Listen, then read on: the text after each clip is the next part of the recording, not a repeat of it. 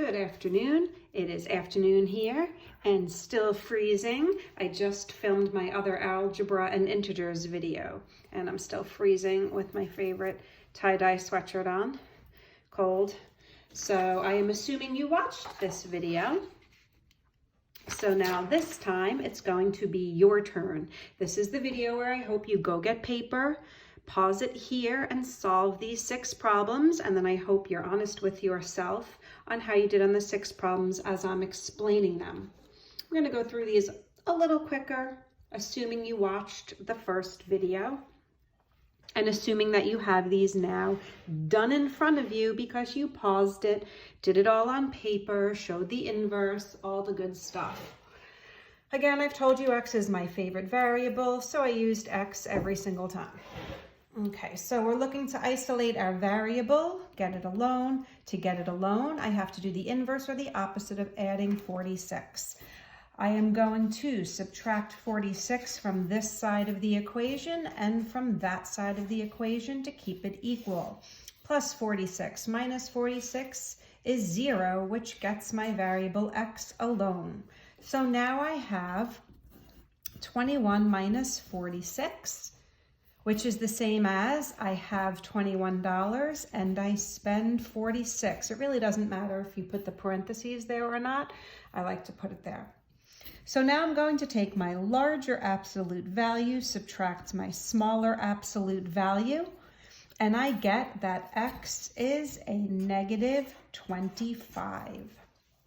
You actually don't even need me to tell you if your 6 answers are right or wrong. You could have taken your answers and plugged it in for the variable. Let's go for number 2. I'm trying to isolate that variable X. I'm going to do the inverse of adding 62, which is subtracting 62. If I subtract 62 from the left, I have to keep it equal and subtract 62 from the right. Plus 62 minus 62 is 0. It cancels. I'm left with my variable alone. Now, this is, I owe $36 and I'm subtracting out another 62. Remember in one of the other lessons, we learned that as I owe 36 and I owe 62.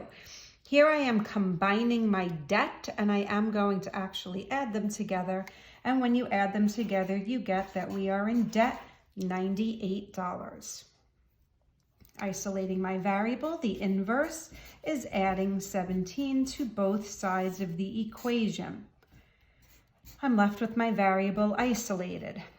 Now I have my larger variable on top, my smaller on the bottom. I owe money, I have money, so I'm actually going to combine them, subtract them, and I get that I owe $41 because the negative is with the larger absolute value of 58.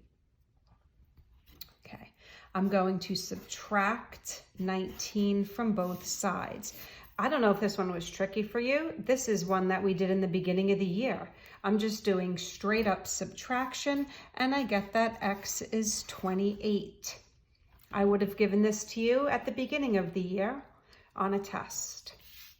Number 5, we did this in the last lesson where I wanted to take these two and rewrite it like that before I now do the inverse like that. So I rewrote it as an addition problem, then I did the inverse. Okay, so this is now 5 minus 12 or 5 plus negative 12. And in the end, I owe $7. Ooh, can I give you a big hint? I don't think I said this yet. Some kids might write X as 7, and then they're like, oh, it's negative 7. And they sneak in the negative sign and sort of just mark it right. Be careful with that. Okay, if we were in school, I wish we were in school and I was giving you a test. If you forget that negative sign, the whole point of this is knowing if it's positive or negative. I would take off full credit for forgetting a negative sign. So don't be sneaky and just sneak in that negative sign and mark it right. Okay, I'm doing the inverse and subtracting 15. And X is going to equal 8 minus 15, or like we learned, turning it into that addition problem.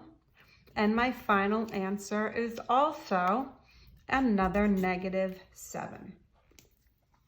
So now we've done this 6 problems first. Then I hope you tried this on your own. I will post other people's videos on algebra with integers. Okay, let's see. Now we only have one dog there. Daisy. Daisy, what you doing, girl?